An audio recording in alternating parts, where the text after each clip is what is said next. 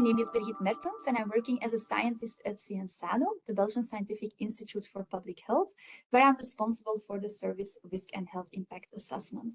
Within this service, we have different ongoing activities, and one of these activities includes the assessment of the risks associated with food-related compounds, such as food contaminants, ingredients from plant protection products, etc.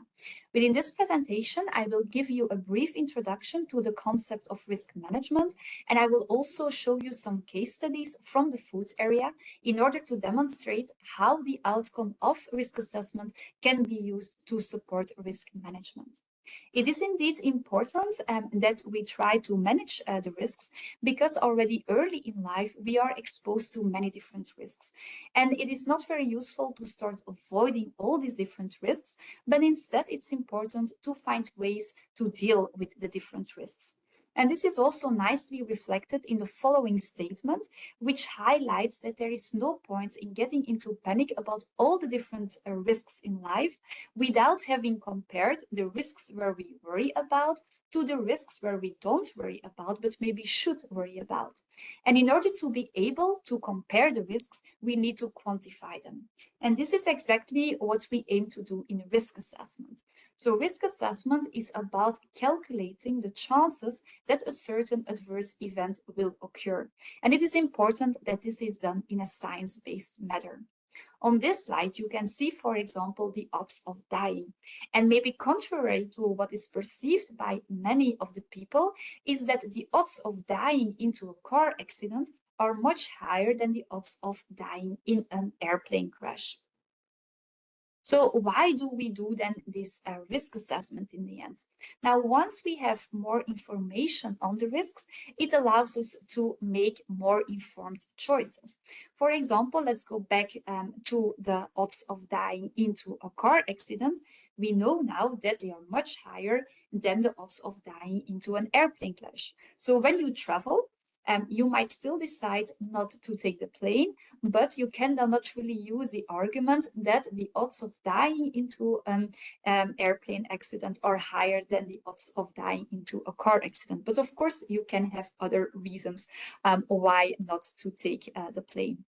And then a second situation is to be prepared in cases of expected exposure. Because if we expect exposure, we can also take measures to reduce the exposure. And a good example here was, for example, the COVID pandemic, because in that case, we knew that virus was circulating and that the virus might induce adverse health effects. And by taking measures to reduce the exposure, we could also reduce the risks. And a third scenario why we do risk assessment is also to be able to have a better understanding of the possible adverse effects that might occur in case of accidental exposure. So once we know what the risks are, we can start to taking measures. And this is in fact what risk management is all about.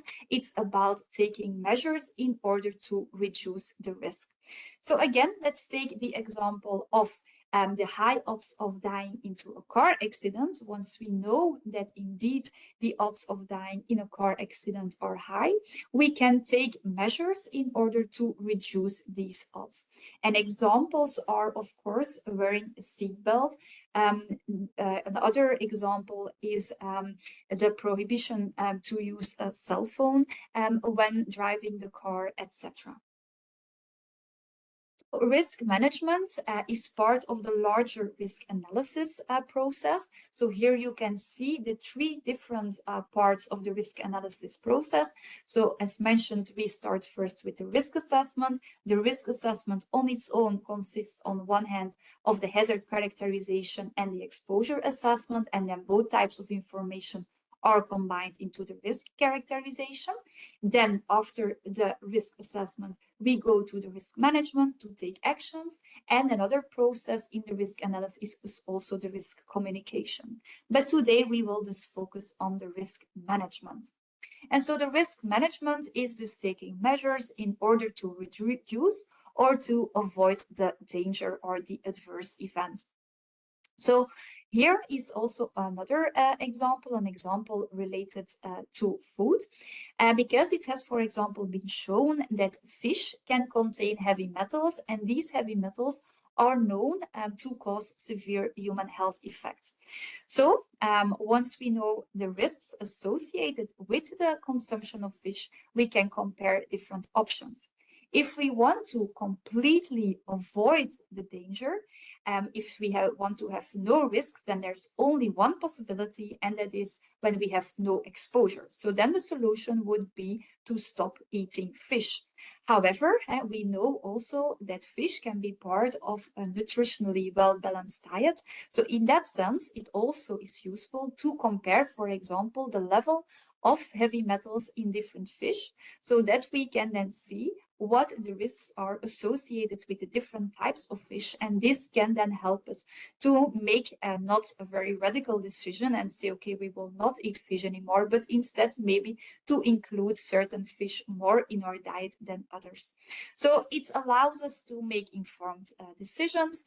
And of course, once you have taken a decision, it's also important that you implement it, that you then evaluate it, and if needed, also adjust. And in fact, these different steps are what we also refer to as the risk cycle. So here you can see this in more detail. So the risk cycle starts with the problem formulation. So what is our problem? And then we have to clearly define the problem. Then we do the risk assessment in order to evaluate the actual risks associated with the problem. This will be then resulting in conclusions. Based on these conclusions, different options can be selected. This is then what we call the risk management. And taking the risk management decisions, they need to be implemented. And importantly, there also needs to be some monitoring and control. For example, again, let's think about the high odds of dying into a car accident. You can take different measures, such as wearing a seatbelt and not using the phone when driving.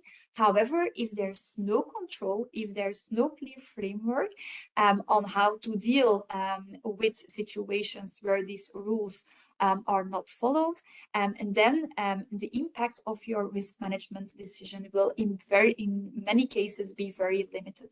So it's important that there is some way to control, to see whether the risk management measures are taken up or followed, and also to evaluate if they have an impact, if by taking these measures the risk has indeed been reduced. If this is not the case, then you need to go through the cycle again. So now I will show you some examples of risk management, mainly related to the area of chemicals, and I will focus mostly on some examples related to food. So a first possibility to do risk management is to assign a license.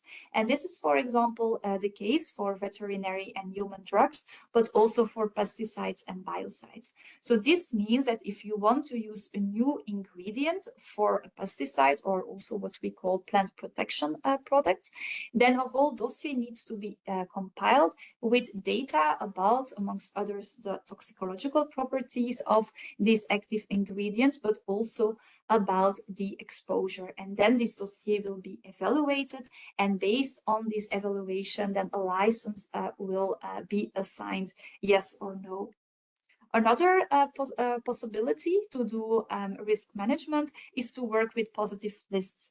And for example, in the case of additives and also for food contact materials, there are what we call the so-called positive list, providing an overview of the different compounds that can be used. For example, in case of the food contact materials as a starting product for these food contact materials. In case you want to use a compound that is not yet on the positive list, you also need to compile a dossier with a lot of information. This information will then also be evaluated, and based on then the evaluation, a decision will be taken whether or not the compound will then be included in the positive list. And if then later on you want to use this compound, you don't have to resubmit the whole dossier for the compound. You can just use it because it is already in the positive list. And then another possibility is to do knowledge sharing. This is, for example, the case for the REACH legislation. So that's the chemical legislation. So there, a dossier needs to be compiled by the company containing toxicological data, and the type and the amount of toxicological data will depend on the production volume. So of course, the higher the production volume, the higher probably the exposure in the end will be of the general population to these compounds, and the more toxicological data need to be provided. Now, importantly, when we talk about risk management, in many cases, there will also be a legislative aspect associated with that. Again, think about the example of driving a car. As I mentioned, if we don't do controls, whether people are wearing the seatbelt and using their phones or not using their phones, and if there's no fine associated with it, it will be very hard, or the impact of this risk management will be limited. Now, legislation is possible at different levels. It can be at international level, although it has to be mentioned here that what we have at international level is not directly legally binding. An example is Agenda 21 that was established in 1992, and that's a non-binding action plan of the UN for sustainable development. So this was the starting point. Then later on, there have been updates of this text. And in 2015, we had Agenda 2030 related to the Sustainable Development Goals.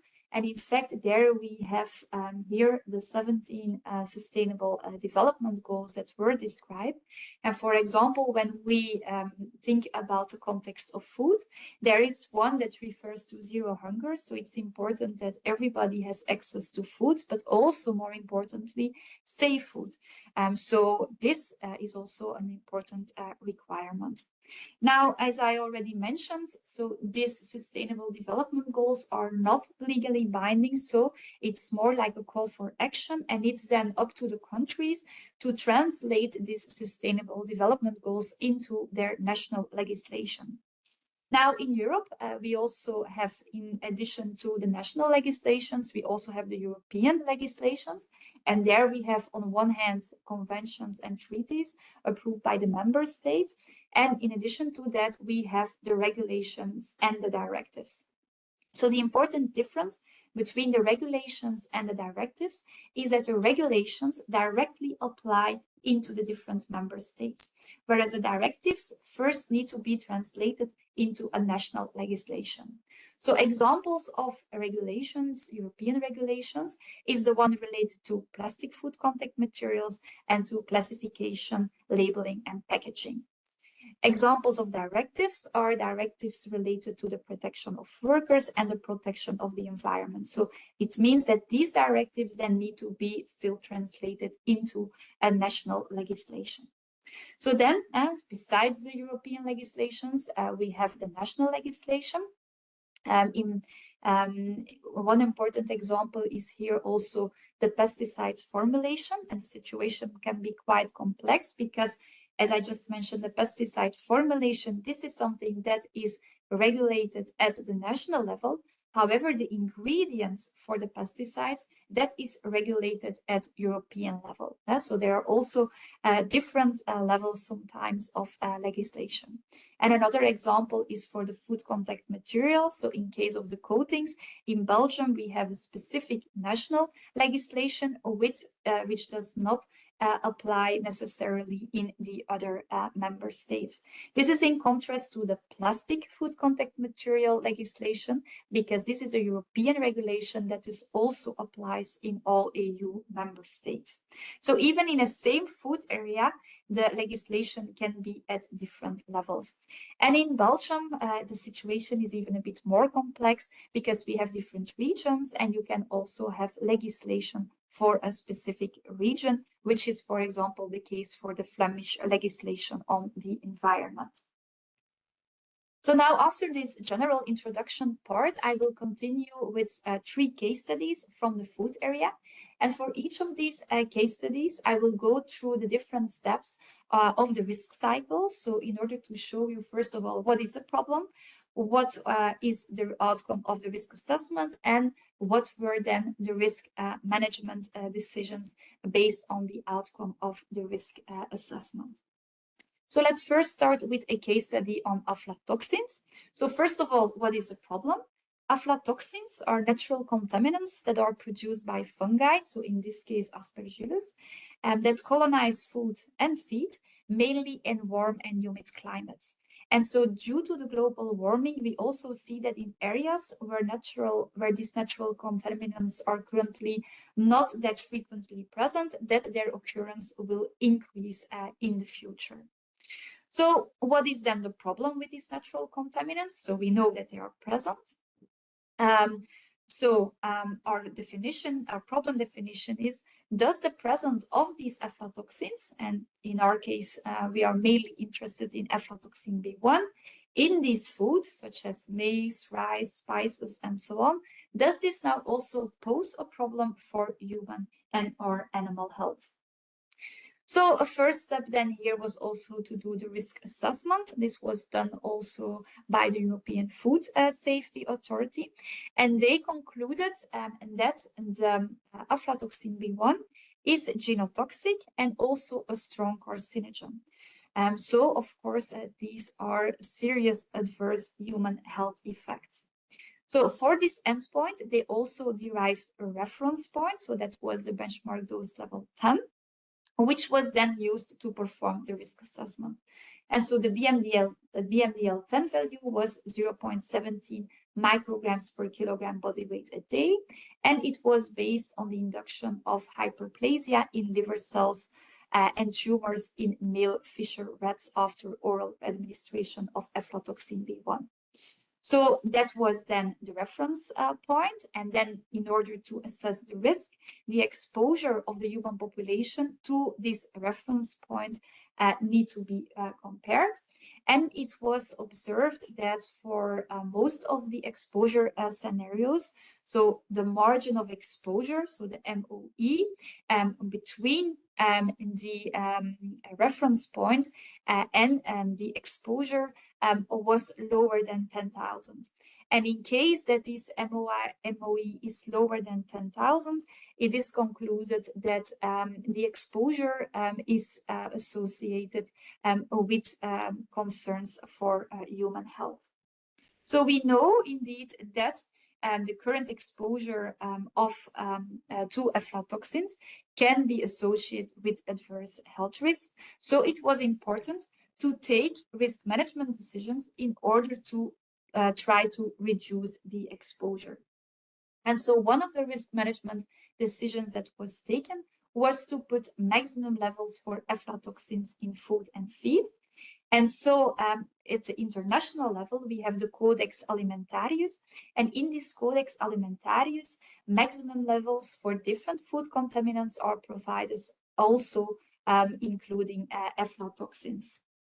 Now, this Codex Alimentarius is not directly legally binding, so it needs to be then translated in Europe into a European legislation. And so within Europe, we have this specific regulation also on food contaminants, and they also outline, amongst others, the maximum levels for aflatoxins in food and feed.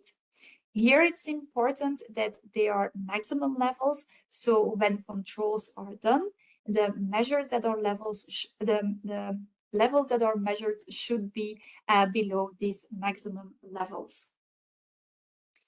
Now, in order to help also the people to try to reduce, and then specifically the farmers to try to reduce the levels of mycotoxins, there are also some recommendations provided to really have good agricultural storage and processing principles, because already by taking some measures, you will have a lower chance and that fungi will colonize your food or feed, and thus also the risk of having mycotoxins in the food will be lower.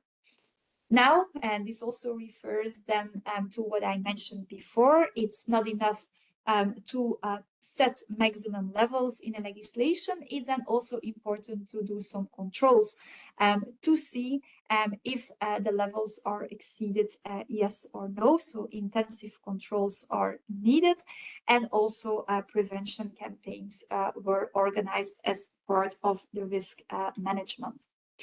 Now, when taking the samples, one problem with the aflatoxins is that these mycotoxins are often not homogeneously distributed among the food or feed. And in order to overcome this, special sampling procedures are required. Because it might happen that if you just randomly take one sample, it might not contain mycotoxins, or you might be below the maximum limit. But if you would have taken a sample on another place, you would have found levels above the maximum limit. So therefore, it's really important that sampling is done in the correct way.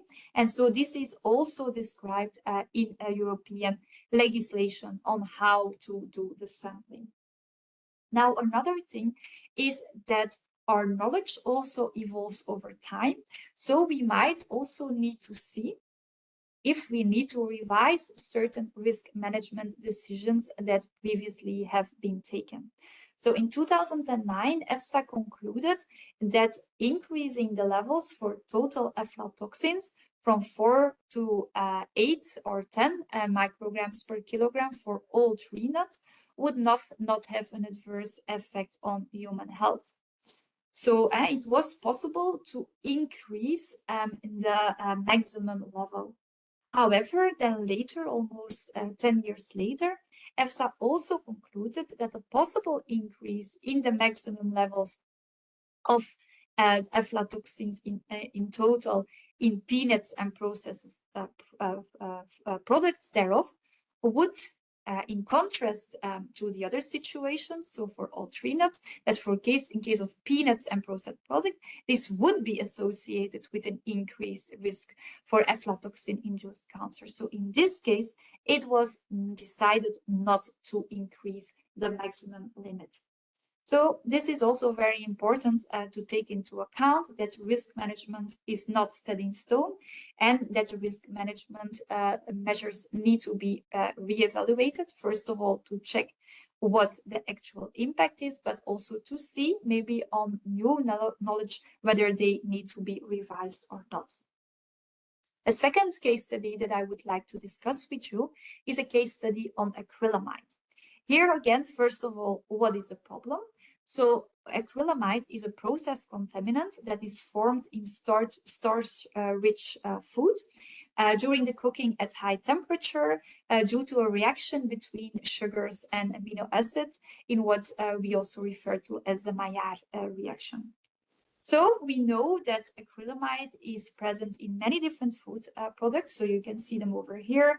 And most of the people generally very like the food products in which acrylamide is present.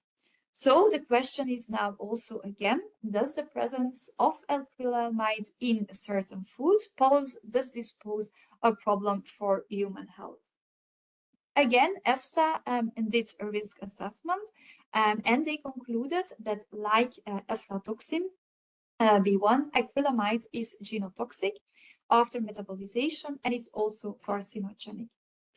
Again, they defined the benchmark dose level 10, and they found a value of 0.17 based on the induction of neoplastic effects in the Herderian gland of mice after oral administration of acrylamide. Importantly, compared to the value for aflatoxin B1, you can see that this is much higher. This is in the milligram range, whereas the other value was in the microgram range. And also, in contrast to aflatoxin B1, there is currently no evidence for carcinogenicity in humans. This is the case for aflatoxin B1, where we have clear evidence that it's carcinogenic in humans. For acrylamide, this is not the case. So again, the exposure was compared to the reference point of 0.70 milligrams per kilogram body weight a day.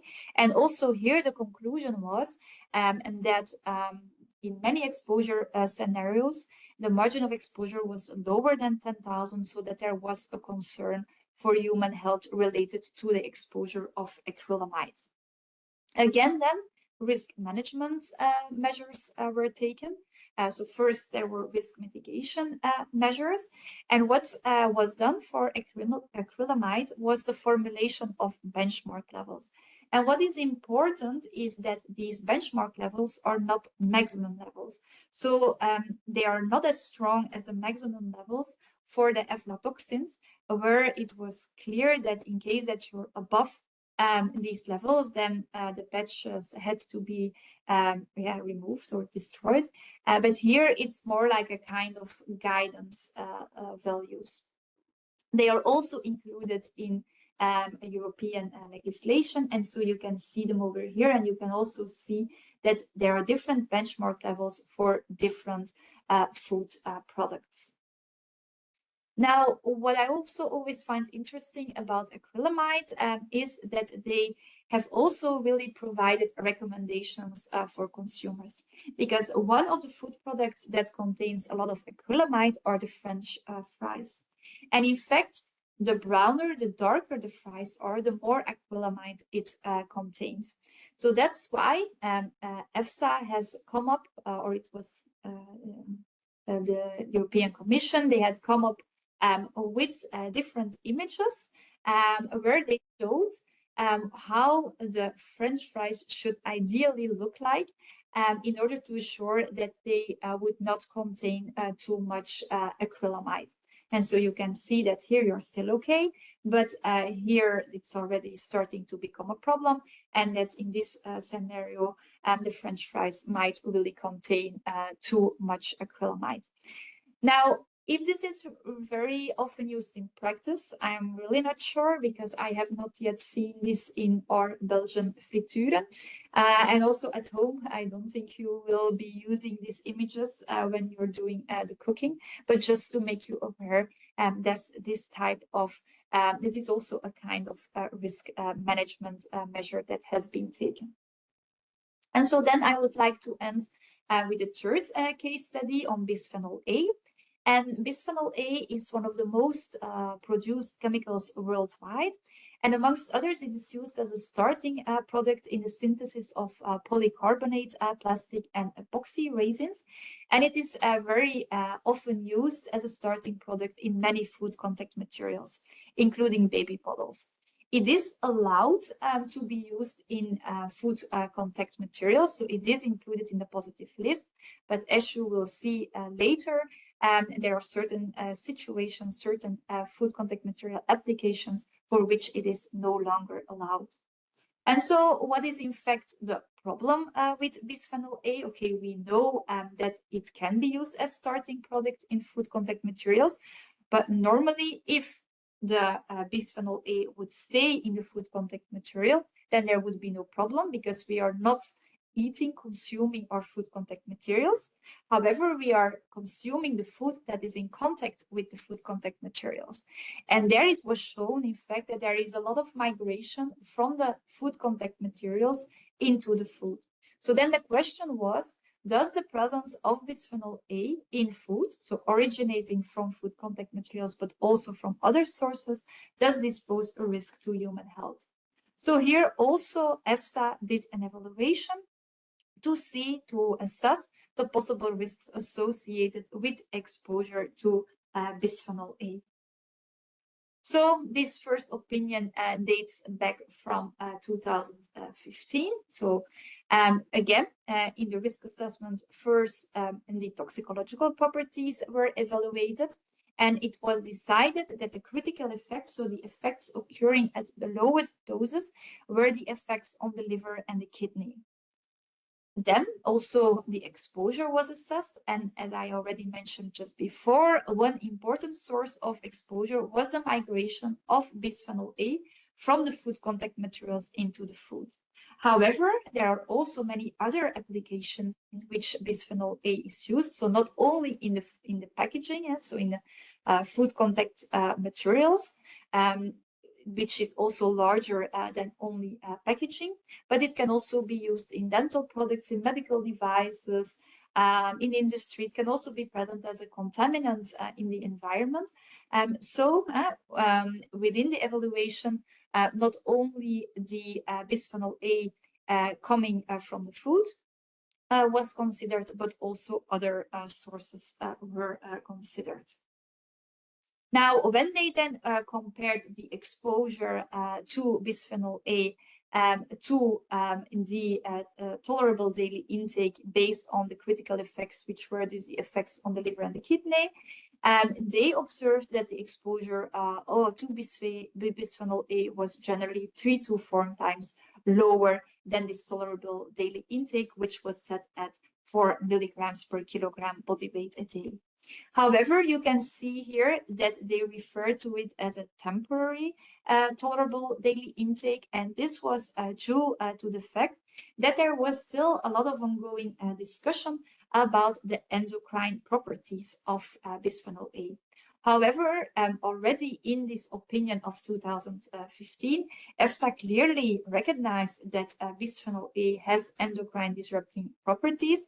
However, the adverse effects associated with the endocrine disrupting potential of bisphenol A were observed at higher levels than the levels that induced the effects on the kidney and the liver. So it was decided that, okay, if we are able to protect against the effects on the liver and the kidney, we are also able to protect against the endocrine disrupting properties of bisphenol A.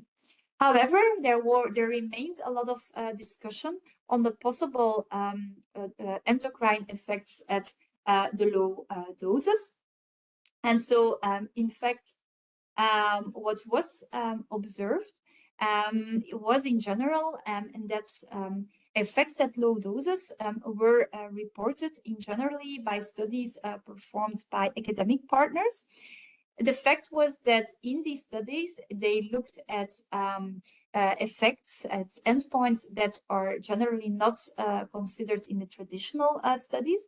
However, these studies are often performed in a not very standardized setting, so not according to the good laboratory practices. So here, this should be effects at low doses and not no effects at low dose.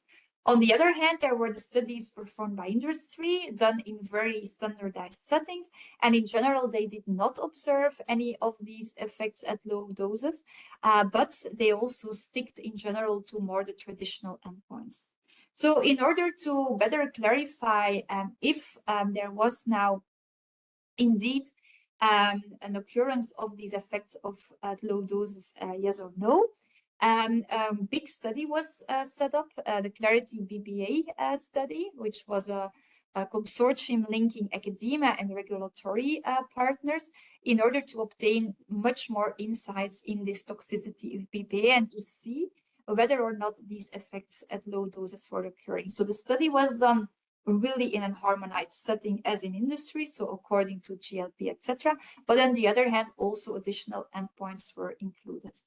Unfortunately, even with that study, it remains a little bit debatable whether these effects at low doses are occurring.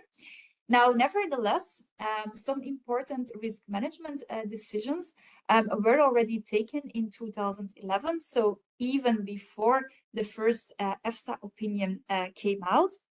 And so due to the fact and that there were a lot of indications that bisphenol A is an endocrine disrupting compound, it was decided that BPA would be prohibited in polycarbonate baby bottles because, of course, babies are a very sensitive population. So there it was decided not to take a risk and to really avoid the use in this type of products. In Belgium, in 2013, they even extended this prohibition not only to baby bottles, but to all food contact materials intended to be in contact with children between 0 and 3 years. Then in 2018, there was also a further strengthening of the European legislation. And so there also they extended the prohibition of the use of BPA to also production of cups and bottles in polycarbonate intended for babies and toddlers. And they also reduced the specific migration limit.